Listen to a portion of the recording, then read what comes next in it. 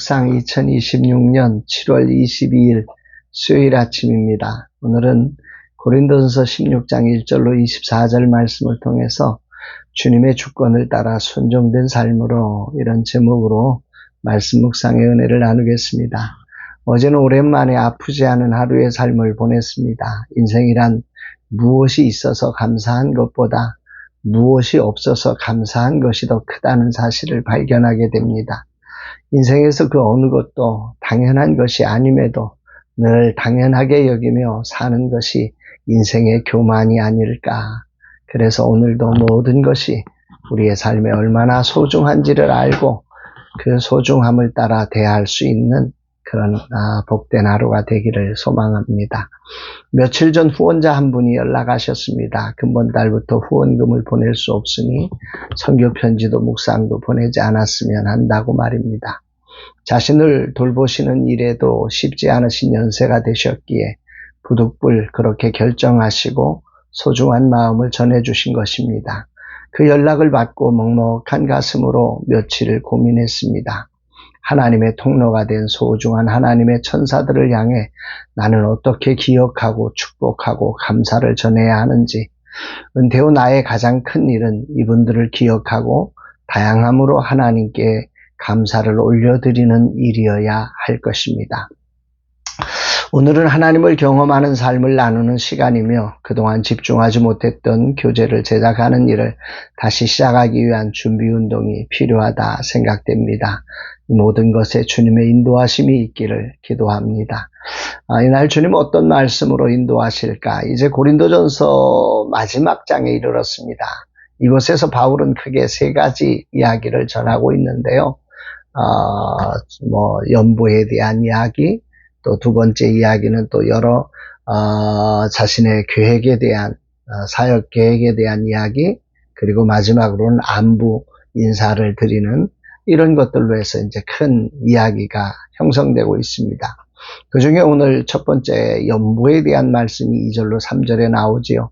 매주 첫날에 너희 각 사람이 수입에 따라 모아두어서 내가 갈 때에 연보를 하지 않게 하라. 내가 이를 때에 너희가 인정한 사람에게 편지를 주어 너희의 은혜를 예루살렘으로 가지고 가게 하리니, 여기 매주 첫날이라고 하는 단어, 연보를 언제 할 거냐, 매주 첫날에 하라, 이런 의미죠. 이 매주 첫날은 예수 그리스도께서 부활하신 날이며 또 초대교회로부터 성도들이 예배를 드린 주일을 의미합니다. 바울은 자신이 있는 날 강사비로 내는 헌금이 아니라 하나님께 드리는 매주 주일에 하나님께 헌금하도록 이렇게 권면을 하고 있는 거죠. 또 그 헌금에 대해서 각 사람의 수입에 따라 헌금할 것을 말씀합니다.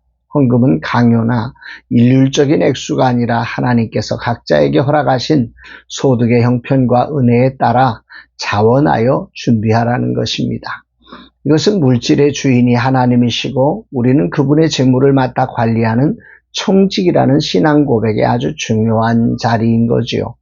바울을 위해 억지로 거두는 헌금이 아니라 하나님의 총직이로서 그것을 하나님께 드리고 또 그 드린 것들을 계획하고 준비된 마음으로 이웃을 섬기기 위해서 비축해 두라고 또한 말합니다. 그것을 위해서 또 너희가 인정한 사람을 세우고 공식적인 위임을 통해서 이 재정을 집행할 것을 말씀합니다. 목적은 너희의 은혜를 예루살렘으로 흘려보내기 위함이었다, 이렇게 말하지요. 여기서 주목되는 표현이 나옵니다. 재정을 흘려보낸 게 아니라 은혜를 흘려보냈다, 이렇게 말하지요. 어려움을 당한 예루살렘 교회를 위해 여러 가지 당면한 문제가 많은 이 교회, 고린도 교회조차 자기 문제에 급급하지 않고 은혜를 흘려보내는 일에 쓰임받도록 바울은 이 편지를 쓰고 있음이 주목됩니다. 고린도 교회의 다양한 문제들을 하나하나 점검하며 치유한 고린도전서가 마지막 장에 이르러 헌금 사용에 대해서 말하고 있는 것, 이 자체도 의미심장하지요. 영적 진리를 가르친 후에 문제 많은 그들의 헌금을 이웃에게 은혜로 흘려보낸 것을 마지막에 가르치고 있는 이 바울의 권면, 바울의 의도, 이런 것들을 깊이 묵상하게 됩니다. 진정한 치유의 마지막은 내게 누리는 은혜가 오늘 어디로 흘러가고 있느냐를 점검해야 한다는 사실임을 바울을 통해서 깨닫게 됩니다. 바울이 이런 의도로 이것을 마지막에 배치하고 있는 것은 아닌지 생각해 보게 됩니다. 이렇게 최종적인 메시지를 마감한 바울은 마게도냐를 거쳐 고린도에 가겠다는 자신의 계획과 동역자들의 계획을 언급하면서 이렇게 고백합니다. 7절, 이제는 지나는 길에 너희 보기를 원하지 아니하노니 이는 만일 주께서 허락하시면 얼마 동안 너희와 함께 머물기를 바랍니다. 지나는 길에 잠깐 우연히 만나는 만남이 아니라 정말 너희들에게 나의 마음을 진심으로 보내며 만나는 그런 시간이 있기를 원한다. 이렇게 바울의 마음의 소원이죠. 그러나 여기 아주 중요한 표현을 담습니다. 만일 주께서 허락하시면, 이런 고백이죠. 은퇴의 시점에 이르러서야 이 하나님의 주권적 허락이 얼마나 중요한 것인지를 깊이 깨닫게 됩니다. 내가 열심히 달려가면 뭔가 될 수 있을 것이라 착각하며 분주하게 살았던 전반전의 삶입니다. 그러나 주께서 허락하지 않으시면 처절한 고통을 겪는 것밖에 없음을 깨닫고 나서야 이 고백이 얼마나 중요한지를 알게 됩니다.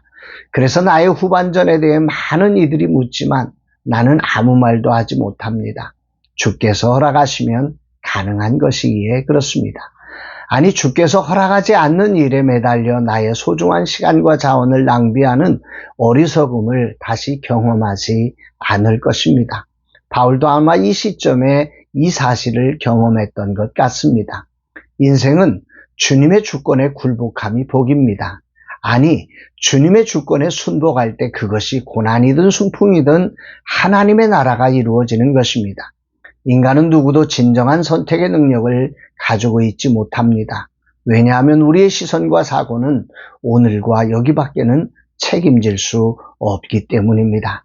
그러면서 사도 바울은 그렇게 주어진 모든 일을 사랑으로 행하라고 당부합니다. 이어서 많은 동역자들을 기억하고 그들을 기뻐하며 섬길 것을 권면합니다. 인생은 결코 혼자가 아닙니다.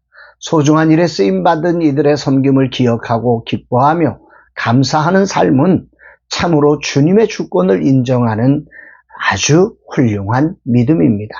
고린도전서 전체를 통해 믿음이란 인간적 지혜로 사는 삶이 아니라 하나님의 지혜를 신뢰하여 그분의 주권에 순종된 삶이 아름답다는 사실을 바울은 전하고 있습니다. 저도 그렇게 후반전 삶이 되기를 소망하고 다짐합니다. 특별히 저는 나의 후반전 인생의 중요한 키워드로 함께 해주신 소중한 동역자들을 기억하는 일과 기뻐하며 감사하는 일과 그분들의 수고에 진심의 감사를 전하는 사역을 마음에 담아 할 것입니다.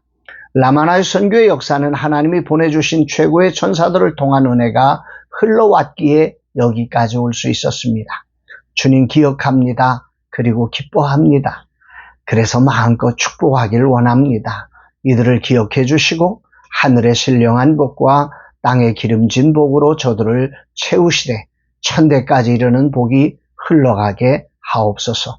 오직 주님의 뜻에만 굴복된 삶이 되게 하옵소서 고백하게 됩니다. 사랑하는 여러분, 진정한 치유의 완성은 내게 임한 은혜가 오늘 이웃을 향해 흘러가게 하는 삶으로 세워지는 것입니다. 오늘 하나님의 절대 주권에 순복되어서 오늘 내게 주신 은혜가 누군가 은혜가 필요한 이들에게 흘러가는 삶으로 오늘 하루가 온전히 사라지게 되기를 주의 이름으로 축복합니다.